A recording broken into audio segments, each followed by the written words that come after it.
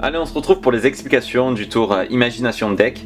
Donc vous avez reçu un jeu de cartes assez spécial, déjà prêt à l'emploi, qui va vous permettre de réaliser ce tour. On va voir la constitution du jeu de cartes, pour au cas où si vous faites tomber votre jeu, que vous le mélangez, comment le remettre en place, son fonctionnement et toutes les étapes et les subtilités à utiliser. Tout d'abord au niveau du jeu de cartes que vous avez reçu un jeu de cartes soit qui est en couleur rouge, soit en couleur noire. Ici en couleur rouge, et vous allez voir pourquoi et comment on l'utilise. Donc s'il est en couleur rouge, vous allez forcément recevoir des cartes de l'As au Roi à cœur, donc normalement imprimées d'un côté, et derrière blanche, et les cartes à carreaux, donc de l'As au Roi, normalement imprimées et blanches de l'autre, et des cartes blanches des deux côtés, complètement blanches. Le classement est le suivant, vous prenez l'un des deux paquets, par exemple ici à cœur, donc les cartes sont classées As, 2, 3 et ainsi de suite. Donc si je retourne, je me retrouve avec l'As, le 2, le 3 et ainsi de suite.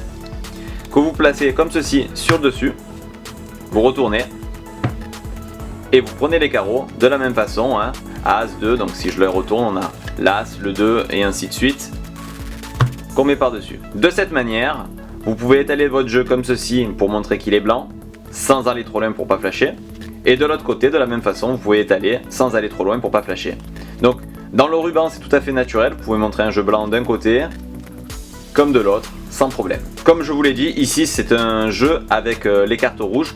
Donc, dans le déroulement de la routine, vous verrez, grâce au choix équivoque, que la carte choisie pourra être uniquement une carte rouge si vous bénéficiez d'un jeu rouge. Et inversement, on aurait des cartes noires et le choix se porterait sur une carte noire si vous avez un jeu fait avec des cartes noires. Afin que vous compreniez, ici on a un jeu à cartes noires, donc on va voir les cartes noires ici à trèfle et de l'autre côté les cartes noires à pique et au centre des cartes blanches des deux côtés. Donc voilà, ça sera la même chose, l'utilisation sera la même. Vous verrez que ça ne change absolument pas dans le déroulement de la routine, le spectateur ne se rend compte de rien tout au long du déroulement, qu'il ait choisi des rouges ou des noirs, vous verrez, ça va tout seul. On voit maintenant comment se déroule la routine. Pour le déroulement de la routine, donc pour le coup j'utilise ici un jeu de cartes rouge, donc on va forcer forcément le choix de la couleur des cartes dans le rouge, on va voir comment. Donc vous expliquez avoir un jeu de cartes vierge, entièrement blanc, des deux côtés, donc vous montrez les cartes des deux côtés qu'elles sont vraiment blanches, et vous expliquez que vous allez utiliser, vous allez avoir besoin de l'imagination de votre spectateur pour réaliser cet effet. Et là, c'est la première question, le premier choix équivoque, qui va vous permettre en fait de partir sur la couleur désirée, donc ici le rouge, mais pour le spectateur que ça soit vraiment son choix en fait. Vous allez lui poser la question suivante. Dans un jeu de cartes, nous avons normalement des cartes rouges et des cartes noires. Parmi les rouges et les noirs, c'est lesquels que tu n'aimes pas ou que tu voudrais mettre de côté. Cette phrase est très importante de choisir les bons mots, donc d'isoler, de mettre de côté ou celles que tu n'aimes pas. Pourquoi? Parce que dans le cas où il choisit les noirs, il vous dit non, je veux mettre les noirs de côté, ou je n'aime pas les noirs, ou on va isoler les noirs. Dans ce cas-là, ça vous arrange, et vous allez tout simplement me dire ok, on enlève les noirs, et on utilisera donc les rouges. Et là vous êtes prêt pour enchaîner la suite puisque c'est un jeu de cartes rouges. S'il vous répond l'inverse, que quand vous lui demandez quelles sont les cartes que tu voudrais isoler, que tu n'aimes pas, etc. et qu'il vous répond les rouges. Aïe, ce sont vos cartes. Pas de panique, c'est pareil. Vous lui dites ok, donc on les met de côté et on va utiliser que cela. En fait, c'est une technique, c'est le choix équivoque, c'est que dans l'esprit du spectateur, peu importe la réponse qu'il va vous donner, vous allez rebondir et vous adapter. Vous, votre but, c'est d'amener le spectateur sur les rouges, donc s'il vous dit on isole les rouges, très bien, et parmi les rouges, et vous enchaînez avec les rouges, puisque c'est lui qui a décidé de les isoler, donc on va les utiliser. S'il vous parle des noirs, eh bien très bien, on isole les noirs, donc on les met de côté, il nous reste en main les rouges. Donc c'est la seule chose à faire, donc à isoler au début. Ensuite, bien entendu, dans les rouges, le choix est totalement libre, puisque vous avez le choix entre toutes les cartes rouges. Donc imaginons que le spectateur vous dise les noirs, donc vous dites on les met de côté, nous reste en main les rouges, et parmi les rouges, nous avons deux familles, les carreaux et les cœurs. Et là, vous lui demandez de choisir l'une des deux familles, bien entendu, peu importe la famille qu'il choisit, ça vous est égal, vous avez les sorties pour les deux. Imaginons qu'ils vous disent du cœur, vous lui dites très bien, parmi les cœurs nous avons 13 possibilités, l'As, le 2, le 3, le 4, le 5, le 6, le 7, le 8, le 9, le 10, le valet, la dame et le roi. Il doit choisir une carte, celle de son choix. Et pendant ce temps qu'il choisit la carte, il peut changer vraiment la carte de son choix, vous allez tout simplement tenir le jeu comme ceci et rifler légèrement les cartes. Et de cette manière, vous allez pouvoir flasher, voir si les cœurs sont dessous ou en dessous. De cette manière, imaginons que j'étais comme ceci, je flash, hop, c'est du carreau ici. Ça m'intéresse pas, moi je sais qu'il a choisi cœur. Donc je retourne, et là je suis prêt. Imaginons qu'ils me disent le 3. À ce moment-là, très bien, 3 de cœur, ce sera ta carte. Et vous allez lui expliquer qu'on va utiliser un petit peu d'imagination et imaginer sortir le carré de 3. À ce moment-là, regardez bien. Vous allez étaler le jeu en ruban et aller vers le centre du jeu. Vous savez qu'au centre, ce sont des cartes double blanches des deux côtés. Et vous imaginez donc, vous cherchez, imaginons un premier 3, et vous allez vraiment dans le milieu et vous en sortez un. Vous cherchez encore un deuxième. Pour renforcer l'illusion, vous pouvez même prendre un petit paquet du centre et le donner au spectateur pour qu'il vous aide à choisir en fait les cartes, à trouver un 3. Vous lui tendez, donc ça vous permet de donner quelques cartes à l'examen. Vous revenez, et là ensuite en fait ce qui va se passer, c'est que pour trouver le 3 de cœur, vous n'avez qu'à compter les cartes. 1, 2, 3. Et vous posez, et là en fait vous posez en réalité le 3 de cœur, mais le spectateur ne le sait pas. S'il avait demandé le 8, il suffira de compter 1, 2, 3, 4, 5, 6, 7, 8. Et quand vous poserez, eh bien ça sera un 8. Et ça, vous pouvez y aller tranquillement puisqu'en fait vous cherchez les cartes. Donc dans le mouvement, c'est que vous cherchez, vous regardez toutes les cartes. Et c'est très simple pour vous de compter 1, 2, 3. Hop, vous posez, tac, vous revenez. Vous dites au spectateur, c'est celle-ci, tu as vu, il y a encore un 3 ici. Hop, il pose. Et on pose par-dessus. Vous coupez au centre, vous replacez les cartes que vous aviez données au spectateur dans les mains. Et vous refermez, le jeu on n'en a plus besoin.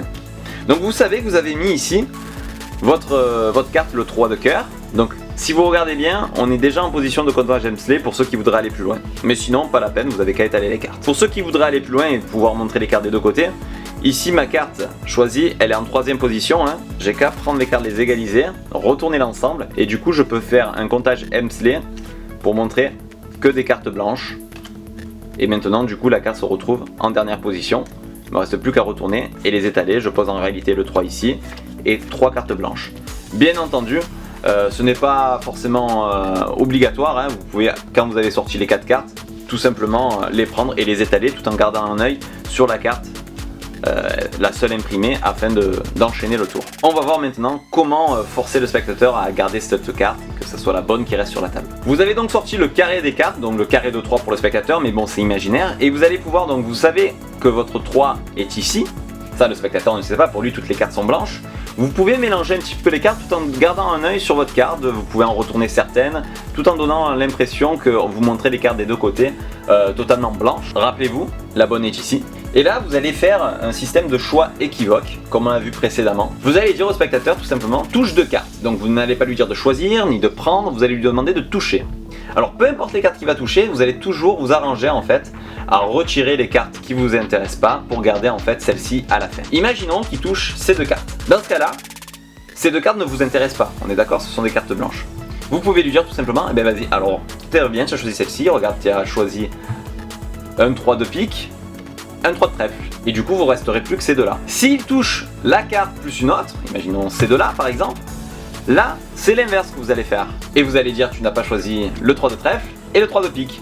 Il nous reste donc 2 cartes. Le but est simple, c'est toujours amener le spectateur vers le choix qui nous intéresse. À la fin, forcément, il restera 2 cartes, dont la carte choisie, la bonne, imprimée, et une carte blanche. Vous lui dites à nouveau, touche une carte.